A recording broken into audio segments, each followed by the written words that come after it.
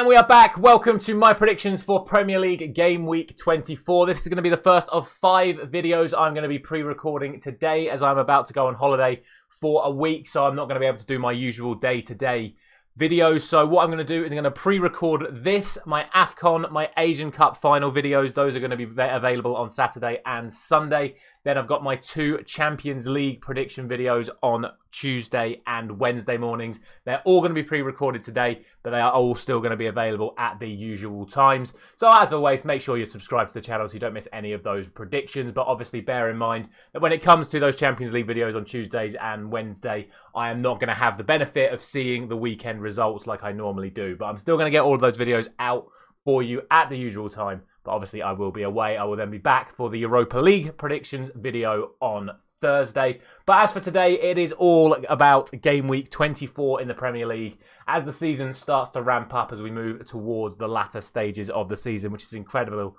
to say already. It still feels like the season's only just started, but we are approaching the 2/3 mark of the season this week.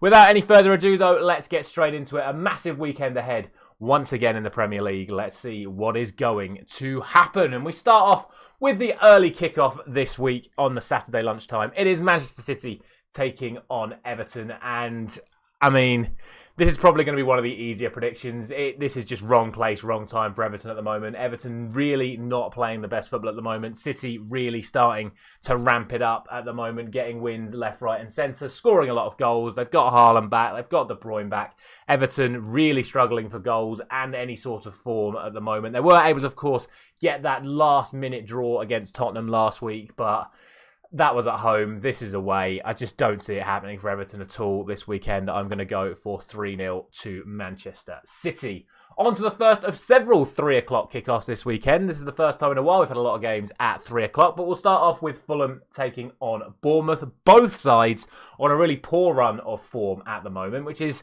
surprising to say because both sides had a very good season up until about a month ago, and since then both sides have really been struggling both home and away. So tough one to call. I still think at home Fulham are a good side. They've not scored in their last 2 home games in the Premier League though, which is going to be a little bit of a concern for them.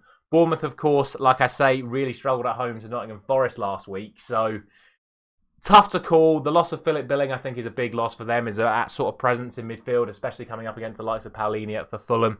I'm just going to edge it in Fulham's favour as they are the home side. I think this is the sort of game where whichever side was at home, I was always going to go for 2-1 to the home side. For me, it's going to be a 2-1 win for Fulham. Next up, it is Liverpool taking on Burnley. Burnley, of course, are one of the sides well beaten by Manchester City in the recent weeks, but they did get a goal in the last minute, although for me that was just a little bit a case of City switching off in added time. Liverpool, of course, free scoring again, looking to get players back into the starting lineup that have been away through injury and through AFCON/Asia Cup games. So they're just going to get stronger and stronger, I think, at the moment. They're also going to be looking to bounce back from that defeat to Arsenal last week. And unfortunately, again, kind of like with Everton, I think this is wrong place, wrong time for Burnley. They're going to be out for blood, and I think they're going to get it. It's going to be 5-1 to Liverpool, in my opinion. I still can't see them keeping a clean sheet against a Burnley side that can be pretty good going forward on its day.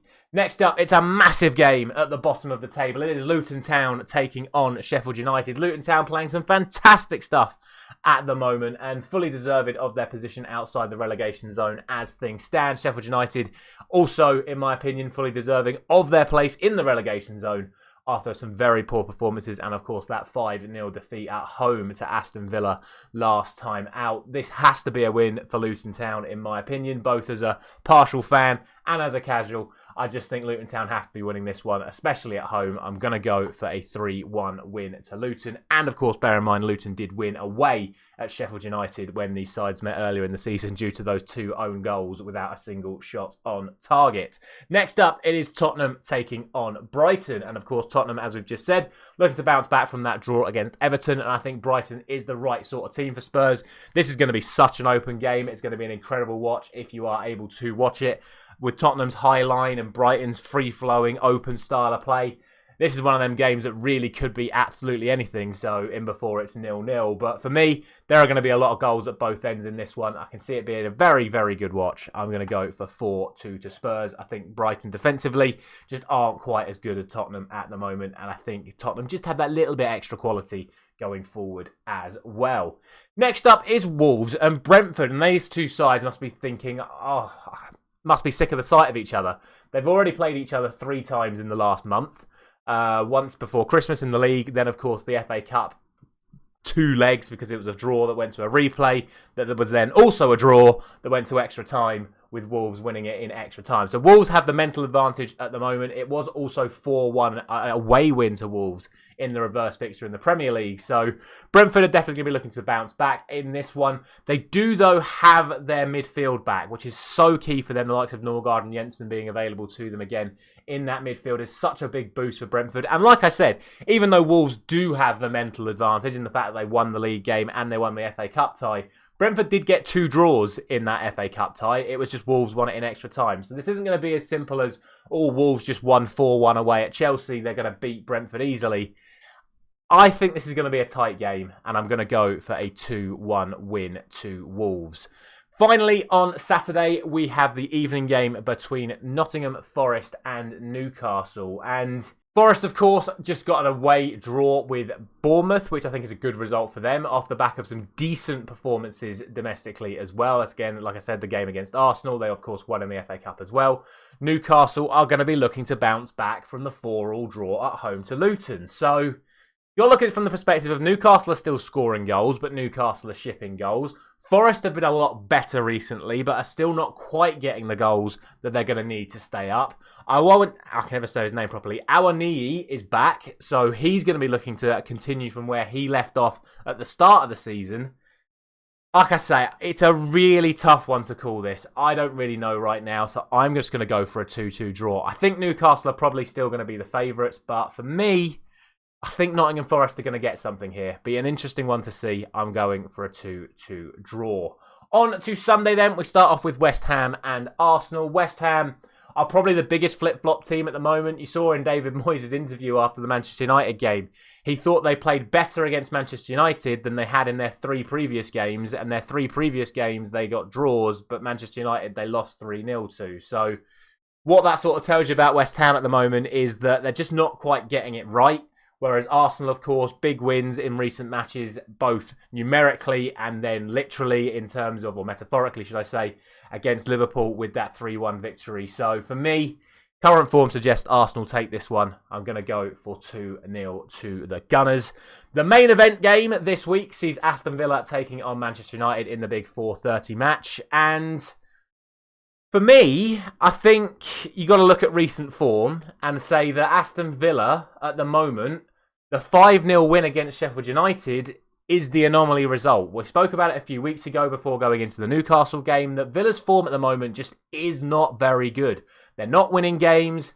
They're performing poorly at home. Like I say, they lost 3-1 to Newcastle. They then beat Sheffield United 5-0 away.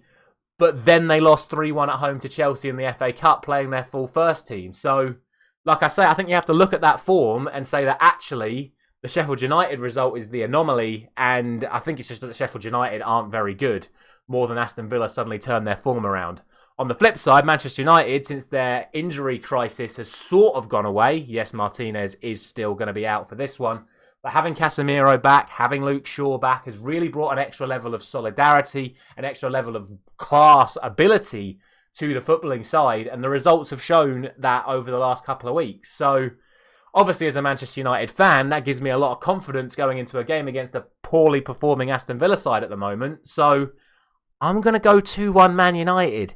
I hope I'm right. That is obviously going to have a little bit of bias behind it, but hopefully I've been able to pitch a good enough reason as to why I think Manchester United should win as well. So we'll see. Obviously on their day, Aston Villa are a very good side, and on their day, Manchester United can be a very bad side, and it wouldn't surprise me at all to see Aston Villa win this one quite comfortably. I would obviously be very disappointed, so that is why I'm going to edge it in Manchester United's favour. And then finally, the Monday Night Football sees Crystal Palace taking on Chelsea. As always, the question regarding Crystal Palace is, will Michael Olise and Eberechi Eze be fit? And With Chelsea, it's just can they put a good performance together? We saw against Aston Villa that they can do that. However, as we've just spoke about, Villa aren't exactly playing some great football at the moment. So was it that Aston Villa played bad, or was it that Chelsea played good? A lot of factors going into this one, especially given the fact it's a Monday night game under the lights at Selhurst Park. Crystal Palace can be a very dangerous place to go to.